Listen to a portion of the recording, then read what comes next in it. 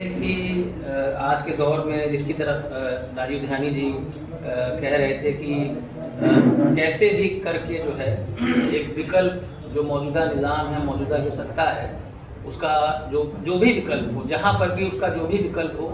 उसकी तरफ हम लोगों का ध्यान होना चाहिए। कैसे हम उस लक्ष्य को हासिल करें, इस पर बात होनी चाहिए। लेकिन मैं इस समय मुजफ्फरनगर के आसपास रह रहा हूँ और मुजफ्फरनगर के बारे में आप सब जानते हैं कि वहाँ 2013 में बहुत बड़ा सांप्रदायिक हिंसा की घटना हुई थी और मेरा रहना क्योंकि वहाँ के गांव में हो रहा है और ये एक बड़ी अच्छी बात है कि 13 का वो वाक़या था और 9 साल के बाद जब विधानसभा के चुनाव हुए 2022 में, तो मुजफ्फरनगर की 6 विधानसभा सीटों में से 5 सीटें जो हैं वो समाजवादी पार्टी और उसका जो गठबंधन था उसको मिलती हैं और शामली की जो 3 विधानसभा सीटें हैं वो तीनों सीटें सपा गठबंधन के पास आती हैं। और 11 साल के बाद जो चुनाव हुआ, यानी लोकसभा का जो चुनाव हुआ, उसमें शामली और या कैराना और मुजफ्फरनगर दोनों की जो लोकसभा की सीटें हैं वो इस समय समाजवादी पार्टी के पास है। तो और वो पूरा जगह जो है, वो पूरा जो इलाका है, किसान आंदोलन का एक तरह से कह सकते हैं कि केंद्र भी है। लेकिन मैं जब गांव-गांव में मैं घूम रहा हूँ तो मैं कोशिश करता हूँ कि मुझे कोई समाजवादी पार्टी का भी कार्यकर्ता मिले, लेकिन अभी तक आप यकीन मानिए कि मैं लगभग 2 दर्जन से ज़्यादा गाँव में मैं घूम चुका हूँ। मुझे वहाँ के जो मेंबर ऑफ पार्लियामेंट्स हैं, विधानसभा के जो चुने हुए निर्वाचित मेंबर्स हैं, उनके लोग तो मिल रहे हैं, लेकिन एक भी समाजवादी पार्टी का कार्यकर्ता नहीं मिला। और जो कुछ देश में चल रहा है उसके बारे में तो हम सब जानते हैं, यानी कि उत्तम नगर की घटना के बारे में बात नहीं हुई और वहाँ पर एक बार फिर से हमें दिखाई पड़ा कि इस तरह से जो संवैधानिक नैतिकता है उसका परित्याग जो है वो राज्य ने किया। लेकिन इस पूरी घटना के खिलाफ, उत्तम नगर की घटना हो या फिर हमारे अपने प्रदेश के अंदर ही जो तमाम सारी घटनाएं हो रही हैं, उस पर 36 या 37 लोकसभा के सांसद हैं उत्तर प्रदेश में समाजवादी पार्टी के, क्या बयान आ रहे हैं। मसलन कि जिनको नफरत फैलानी है, जिनको समाज में उन्माद पैदा करना है, वो तो खुल के अपना काम कर रहे हैं, लेकिन जिनको धर्मनिरपेक्षता के लिए काम करना है, जिनको सेक्युलरिज्म के लिए काम करना है, उनके मुंह से कहीं कोई आवाज़ सुनाई नहीं पड़ रही है। और वही जो एक डर है कि भाई कहीं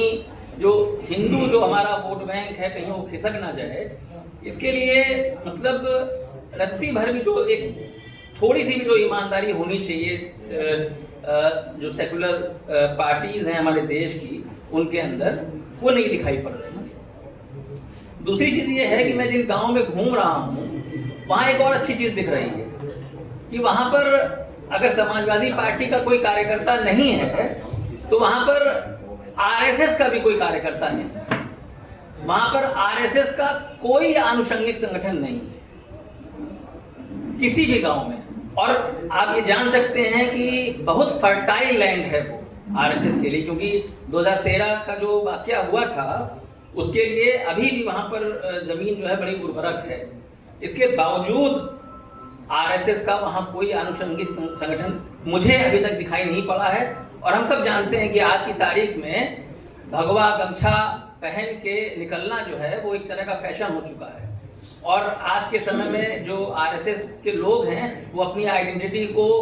एसर्ट कर रहे हैं। तो ऐसे दौर में भी उन इलाकों में अगर आरएसएस नहीं है तो क्यों नहीं है, उनका संगठन नहीं है तो क्यों नहीं है, इस पर भी बात होनी चाहिए। और मुझे लगता है कि देखिए, लखनऊ यूनिवर्सिटी का जो वाकया है, जो जिसके बारे में कई लोगों ने यहाँ चर्चा किया, कितने लोग थे लखनऊ यूनिवर्सिटी के अंदर जो वाकया हुआ, कितने लोग थे जो नमाज नहीं पढ़ी जानी चाहिए इसका विरोध कर रहे थे। 100 लोग मेरी जानकारी में शायद नहीं थे। कितने लोग थे संभल के अंदर जब संभल में मस्जिद को हरिहर मंदिर बताया गया, कितने लोग थे, जो कितने हिंदू थे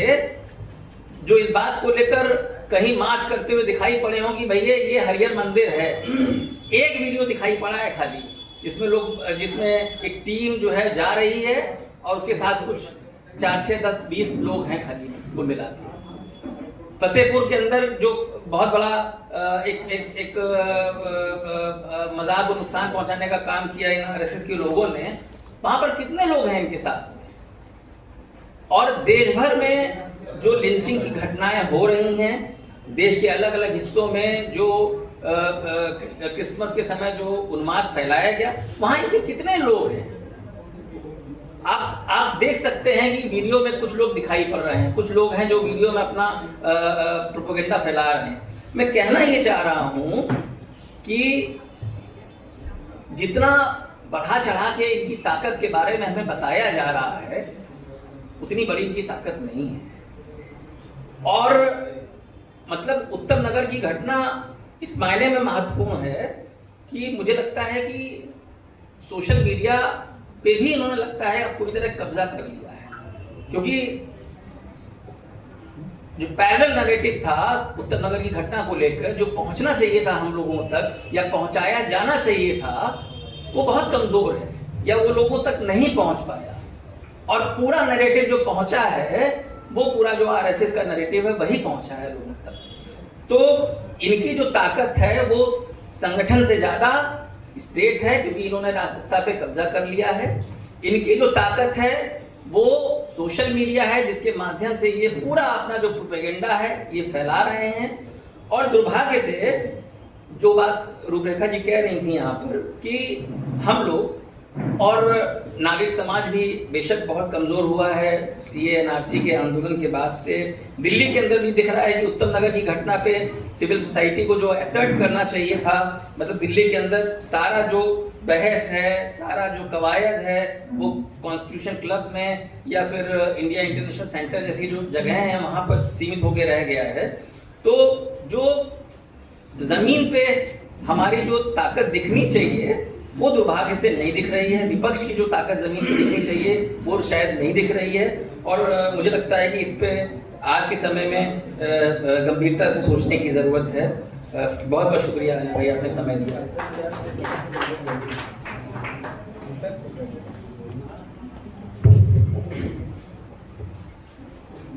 शरद जी ने अपनी बात तमाम घटनाओं, तमाम जगहों पे जो घटनाएं पिछले दौर में घटी हैं उसके उदाहरण से दिया। शरद जी लंबे अरसे से मुजफ्फरनगर की जो सांप्रदायिक हिंसा थी उसके बाद उस इलाके को गंभीरता से देख रहे हैं। जब आप बोल रहे थे कि खास करके समाज के नैतिकता के ऊपर, मुजफ्फरनगर में सांप्रदायिक दंगे के समय में एक आदमी, 2 लोग थे जो जिनके नाम सामने आए, जिन लोगों ने सांप्रदायिक हिंसा में जो हिंसाग्रस्त इलाके थे उसमें जाकर लोगों को निकाला, जिसमें एक आदमी का नाम था बबलू जाट, जिसने सबसे ज़्यादा जो है मुसलमान लोगों को उन जो जिन इलाकों में वो फंसे हुए थे वहाँ से वो जाके उनको बाहर निकालने का काम किया। जिन लोगों ने फ़ोन किया बबलू जाट को, बबलू ने सब लोगों की मदद की। एक दूसरे शख्सियत थे जिनका पिछले दिनों इंतकाल हो गया था, जो एक गांव है जौला के रहने वाले थे, गुलाम जौला साहब, जो टिकैत के साथ उनकी यूनियन में थे। और गुलाम जौला साहब को भी जिन लोगों ने फ़ोन किया, चाहे हिंदुओं ने किया चाहे मुसलमानों ने किया, गुलाम जौला वहाँ गए और लोगों को बचा के लेके आए। जब हम लोग नैतिकता की बात कर रहे हैं तो हमको इस नज़रिए से भी देखना चाहिए कि समाज में लोग कितने नैतिक हैं और क्या उस नैतिकता के सामने समाज सांप्रदायिक ताकतें झुकती हैं कि नहीं झुकती हैं। तो शरद जी ने अपनी बात रखी। अगले वक्ता के तौर